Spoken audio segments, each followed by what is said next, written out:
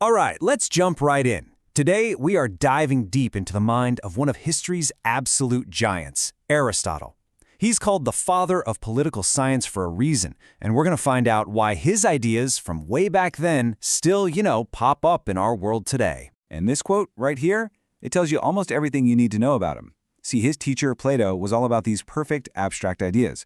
But Aristotle, he was all about reality. He believed in looking at the world right in front of you as it is. And that super practical approach, well, that's the key to his entire political philosophy. So, first up, that big title, the father of politics. And look, this isn't just some honorary name people gave him. He literally created the field by treating politics like a science, something you could actually observe and study systematically. And what's so cool is how he did it. Aristotle wasn't the kind of guy to just sit in a dark room and dream up a perfect world. Nope, he got his hands dirty. He and his students went out and studied the constitutions of more than 150 different Greek city-states. They looked at what was working and, maybe more importantly, what wasn't. His whole philosophy was built on this foundation of hard evidence. This really shows you the huge split between him and Plato. You have Plato, the idealist, who imagined this perfect state run by a wise philosopher king, and then you have Aristotle, the ultimate realist, who looked at the data and said, you know what, the most stable society is actually one run by a strong middle class. It was a total clash of theory versus cold, hard observation. Now, this all happened over 2,000 years ago, right? So you gotta ask, does any of this really matter to us now, in our world? Well, the answer might surprise you. Take his theory about the cycle of political change. Aristotle noticed that governments aren't set in stone. They tend to change in a pretty predictable pattern. For example, he said, a democracy can start to fall apart, fail to keep order, and that creates a vacuum. And what fills that vacuum? Often a single strong ruler, a dictator.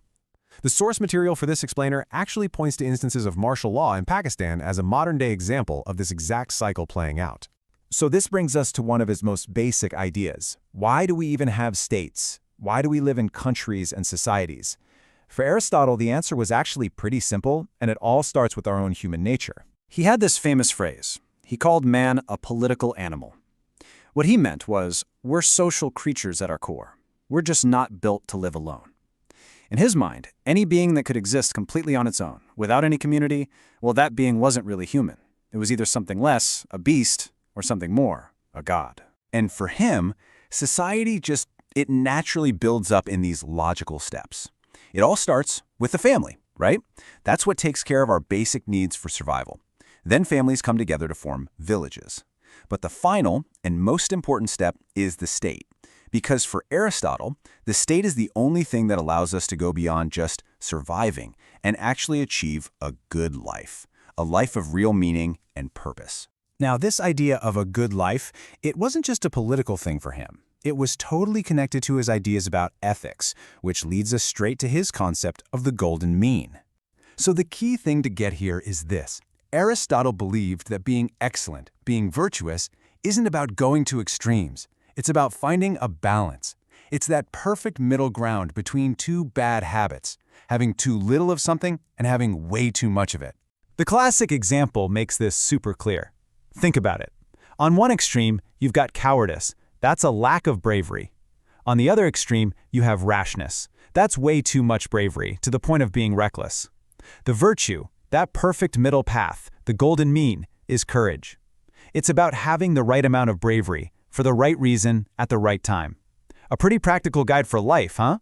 Okay, so we've seen his big picture ideas about how society should work and how people should act, but who actually got to be a part of this good life? This is where his philosophy starts to get a lot more complicated, and honestly, from where we're sitting today, pretty problematic. Who did Aristotle think was a citizen? Who actually had the power to shape the state and take part in its decisions? The answer is, not many people at all. Yeah, the list of requirements was incredibly short. You had to be a man, you had to be a native-born Greek adult, and, this is a big one, you had to own property. It was a very, very exclusive club. So if that's who was in, the much bigger question is, who was left out? The reality was, the vast majority of people were completely shut out of public life. Women, children, foreigners, and, crucially, all laborers and slaves. They had absolutely no say. His entire ideal state was built for and by a tiny privileged group of guys. And this brings us to what is, without a doubt, the most difficult part of his philosophy to talk about today, his theory on slavery. He didn't just accept that slavery existed, he actually built a philosophical argument to try and justify it as a natural, even necessary part of society. He basically divided slaves into two groups. You had slaves by law, who were people captured in war. But then, and this is the really disturbing part, he came up with the idea of natural slaves. These were people he argued were just born to be ruled, physically strong but not mentally equipped for anything other than manual labor. He literally saw them as living tools, necessary so that the actual citizens could have the free time for politics and philosophy. So, what do we do with Aristotle today? How are we supposed to judge these ideas? We kind of have to put him on trial, right? Weigh his massive contributions against these really profound moral failures. This quote from our source material just nails it. It says, okay, even if you accept Aristotle's messed up premise that slavery is natural, which, let's be clear, we don't, that's the law of the jungle. That's not how a just human society is supposed to work. Survival of the fittest has no place in a society built on dignity. And look, the list of modern criticisms is long.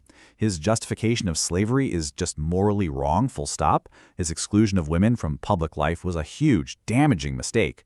And even just on a technical level, people point out that his list of government types is incomplete. It doesn't have room for modern systems like a theocracy. And he didn't always do a great job of explaining the difference between the state as a concept and the government that runs it. So, what we're left with is this huge paradox.